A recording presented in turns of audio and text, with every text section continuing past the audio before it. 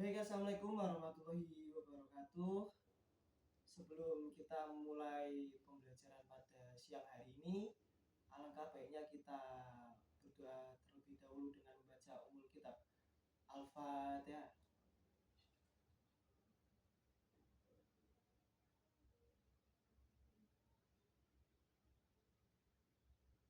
Amin amin ya rabbal alamin. Semoga dengan bacaan umul kitab tersebut, ilmu yang akan kita pelajari pada siang hari ini bisa menjadi manfaat bagi kita semua.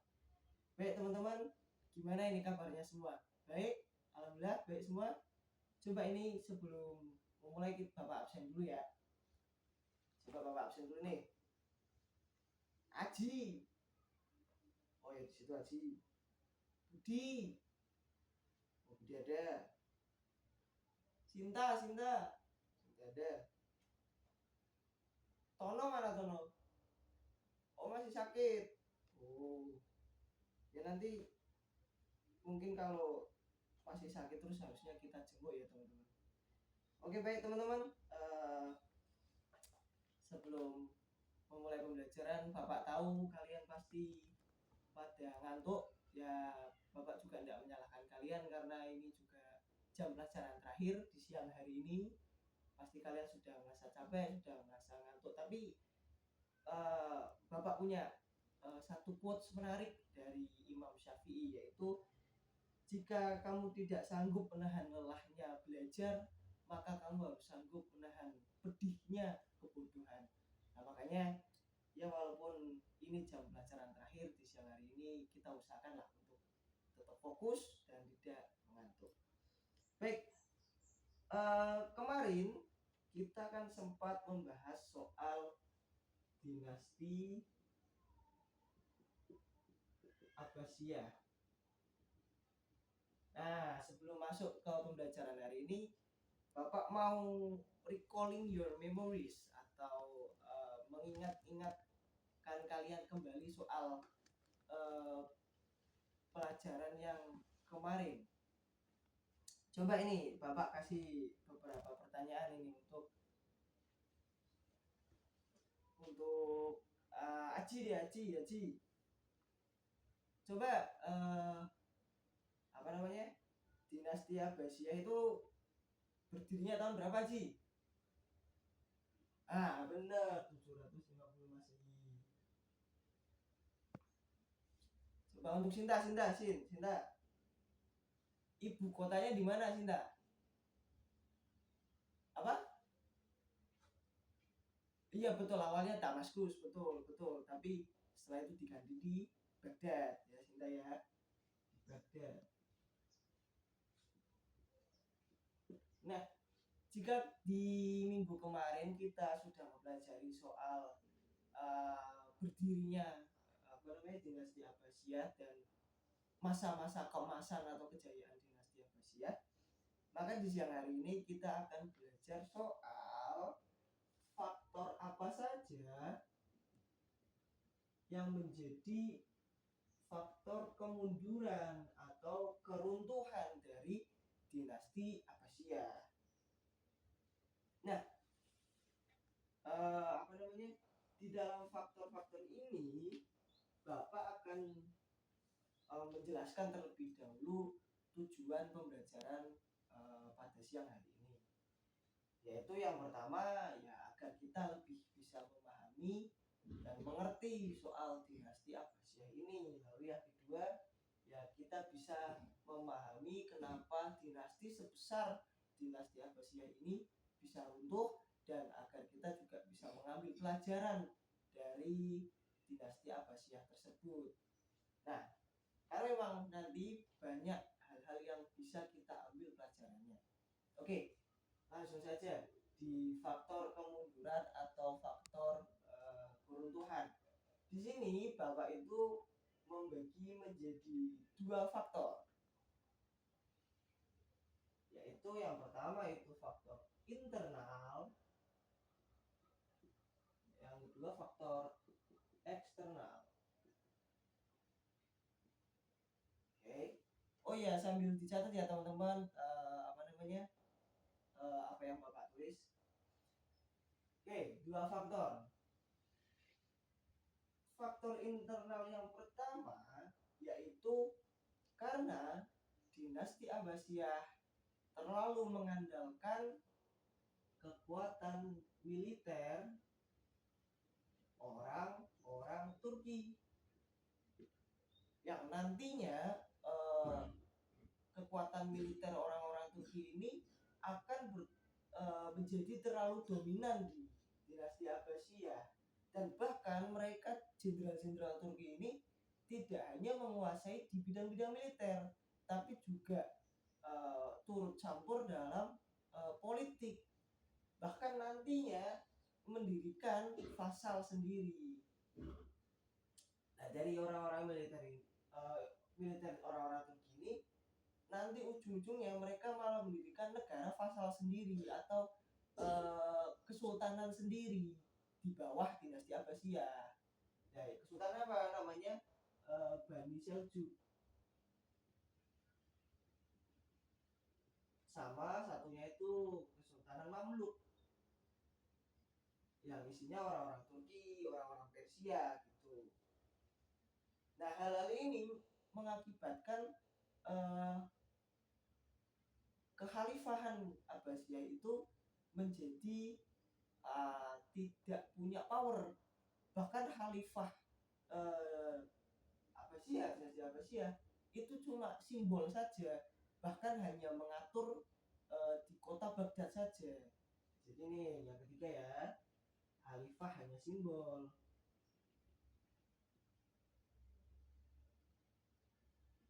Jadi khalifah itu hanya simbol, tidak punya power lagi karena negaranya yang luas itu sudah terpecah belah jadi kerajaan-kerajaan kecil gitu.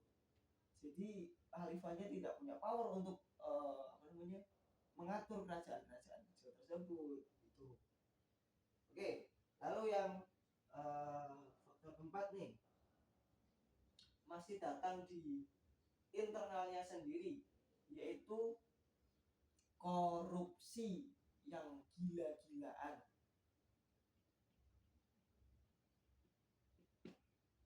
Jadi anak-anak, di masa akhir dinasti Abbasiyah itu pejabatnya sudah korupsi gila-gilaan. Mereka tidak ada yang memikirkan kepentingan masyarakatnya, mereka tidak ada yang memikirkan kepentingan negaranya, mereka hanya memikirkan soal yang menghimpun pundi-pundi harta sampai parahnya Masya Allah. Nah, hasil atau akibat dari korupsi ini yang berlebihan, sangat berlebihan ini menimbulkan faktor internal yang kelima. Apa? Kemerosotan. Kemerosotan apa coba? Betul, kemerosotan ekonomi, Budi, betul. Ya iyalah, kemerosotan ekonomi. Orang uangnya hanya berputar atau hanya disimpan oleh segelintir orang, sedangkan masyarakat kecilnya kan tidak kebagian. Jadi ya terjadilah kemerosotan ekonomi, inflasi segala macam. Nah, dari 5 faktor internal ini bisa kita simpulkan menjadi dua jenis, yaitu politik yang tidak stabil dan kemerosotan ekonomi atau ekonomi yang melemah. Nah, politik yang tidak stabil dan kemerosotan ekonomi itu gabungan yang sempurna menuju kehancuran suatu peradaban. Dan memang nyatanya Abbasiyah hancur. Oke, paham ya? Terus yang faktor yang kedua yaitu faktor eksternal. Oke? Di faktor eksternal ini hanya ada 2. Yang pertama, ada yang tahu? Oh, belum ada yang tahu ya? Oke. Faktor yang kedua, faktor eksternal yang pertama itu adanya perang salib. Perang salib ini dipicu ketika orang-orang Kristen ketika mau berziarah ke mana itu namanya, Baitul Maqdis, karena Baitul Maqdis itu dikuasai oleh ya tadi dinasti apa namanya Seljuk dan Mamluk, orang-orang Turki. Dinasti-dinasti itu tuh agak represif teman-teman dengan orang-orang Kristen. Jadi semisal apa namanya tidak diperbolehkan untuk berziarah di situ, tidak diperbolehkan, atau kalaupun diperbolehkan biayanya sangat besar, dimintai biayanya sangat besar lah. Akhirnya Paus waktu itu menyerukan ke kerajaan-kerajaan Eropa untuk memerangi dinasti-dinasti tersebut. Nah, perang salib ini terjadi di tahun 1095 Masehi. Begitu. Akibat dari perang salib ini sudah negaranya sudah kekhalifahan Abbasiyah itu terpecah-pecah jadi fasal atau dinasti-dinasti kecil, ditambah juga perang salib juga sedikit banyak merebut wilayah-wilayahnya dinasti Abbasiyah, macam di Tripoli, Acre waktu itu, tapi Yerusalem belum ya. Ini kan soalnya perang salib yang pertama, jadi Yerusalem belum belum direbut oleh pasukan Kristen. Kayak Tripoli, Acre, terus mana lagi tuh, pokoknya daerah-daerah pesisir lah, daerah pesisir yang dekat dengan laut gitu. Karena mereka kan mendaratnya di situ, orang-orang Kristen kan mendaratnya di situ, kerajaan-kerajaan Eropa. Karena kan dulu kan pakainya kapal, belum ada pesawat ya. Oke, jadi gitu. Bapak ulang lagi, sudah wilayahnya terpecah sama kerajaan-kerajaan kecil, ditambah lagi perang salib yang notabene juga wilayah-wilayahnya banyak yang menjadi wilayah kerajaan-kerajaan Kristen Eropa. Nah, terus nih, lalu yang kedua, faktor eksternal yang kedua, yaitu penyerangan oleh bangsa Mongol ke kota Baghdad.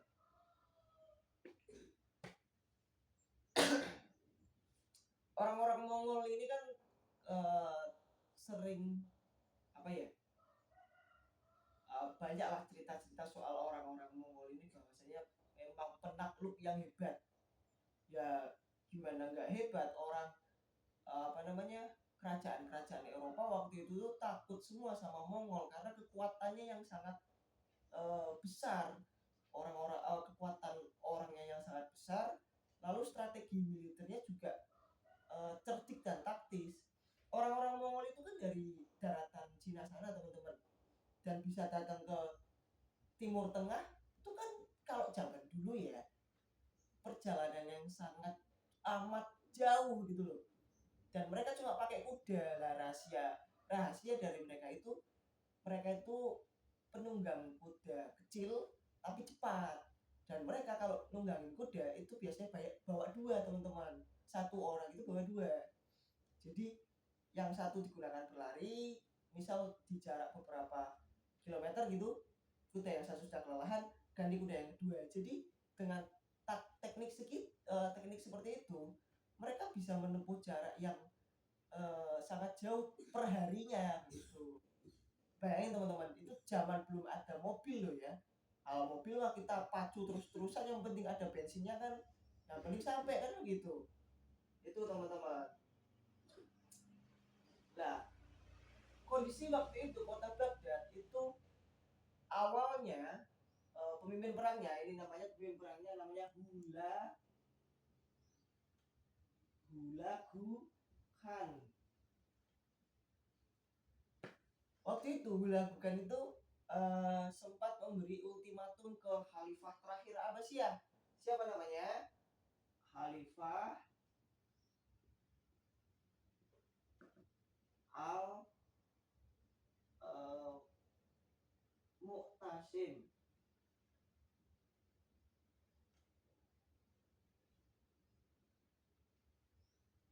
Jadi orang-orang Mongol itu teman-teman kalau menyerang suatu kerajaan mereka fair, diberi ultimatum dulu atau peringatan dulu. Kamu mau nyerah nggak? Kalau nggak mau nyerah, ya saya hancurkan kotamu. Pilihannya cuma dua itu pasti, nyerah atau dihancurkan kotanya. Nah, waktu itu Khalifah Al-Mu'tasim itu tidak menggubris ultimatum dari bangsa Mongol, bahkan malah dibuang saja, itulah tidak dihiraukan itu ultimatumnya. Ya alhasil apa yang terjadi? Ya sama lakukan ini ya sudah, opsi yang kedua, ketika dia tidak mau menyerah, ya kotanya dihancurkan. Dan benar saja teman-teman, kota Baghdad itu sampai dikepung selama 40 hari. 40 hari dikepung, cadangan makanan habis, ya sudah, tembok kotanya bisa dijebol, pasukan Mongol masuk. Dan disitulah terjadi tragedi, bukan hanya tragedi kemanusiaan, tapi tragedi untuk ilmu pengetahuan juga teman-teman. Seperti yang Bapak bilang di minggu kemarin, di masa kejayaan dinasti Abbasiyah, ada yang masih ingat Harun Ar-Rasyid, Khalifah Harun Ar-Rasyid itu kan membangun perpustakaan terbesar waktu itu di Baghdad, ya toh? Dan di perpustakaan Baghdad itu kan menyimpan banyak sekali ilmu-ilmu pengetahuan. Dan bahkan Bapak pernah membaca sebuah syairnya orang-orang Arab waktu itu yang mengatakan bahwasanya di hari pertama sungai Efrat dan Tigris itu berubah warnanya jadi merah gara-gara semua warga di kota Baghdad itu dibunuh jadi merah. Dan di hari kedua di syairnya itu, saya Bapak lupa nama penyairnya siapa. Di hari kedua di syairnya itu, sungai Efrat dan Tigris itu sungai di sekitar kota Baghdad berubah warnanya jadi hitam. Gara-gara apa? Gara-gara manuskrip atau gulungan-gulungan ilmu pengetahuan itu, karena ada tintanya kan, dihancurkan semua, dibuang semua ke sungai Efrat dan Tigris. Bayangkan teman-teman, kalau seandainya ilmu pengetahuan itu tidak hilang, ya mungkin peradaban manusia kita bisa lebih maju daripada masa sekarang. Mungkin bisa aja kita sudah bisa menciptakan pesawat yang tidak usah pakai BBM tapi pakai tenaga surya, mungkin bisa saja. Tapi kan ya apa kata lain lah, kita bisa apalah, sejarah berkata lain, nyatanya ilmu pengetahuan itu hilang. Jadi sekali lagi Bapak bilang, penyerangan bangsa Mongol ke kota Baghdad itu bukan hanya tragedi kemanusiaan karena semuanya dibantai, tapi juga tragedi untuk ilmu pengetahuan. Nah, begitu saja ya soal faktor kemunduran atau keruntuhan. Nah ini mundurnya, resmi runtuhnya dinasti Abbasiyah itu di tahun 1258 Masehi. Jadi dari 750 sampai 1258 Masehi. Ya gabungan sempurna antara faktor internal dan eksternal ini teman-teman. Baik, ada yang mau ditanyakan dulu nggak? Oh nggak ada bener ya? Nggak ada ya? Kalau tidak ada, ini Bapak sudah mengupload tugas untuk kalian semua di Google Classroom ya. Nanti kalian bisa kerjakan dan dikumpulkan di Google Classroom. Untuk deadline-nya itu di Google Classroom itu besok siang itu Bapak sudah atur. Langsung saja kalian kumpulkan ya, biar Bapak bisa langsung menilai. Baik, kiranya begitu saja teman-teman. Alhamdulillah kita juga sudah selesai ini jam pelajarannya, kalian boleh pulang. Tapi sebelum menutup pembelajaran, alangkah baiknya kita membaca hamdalah bersama-sama. Alhamdulillah. Baik, begitu saja teman-teman semuanya. Terima kasih. Wassalamualaikum warahmatullahi wabarakatuh.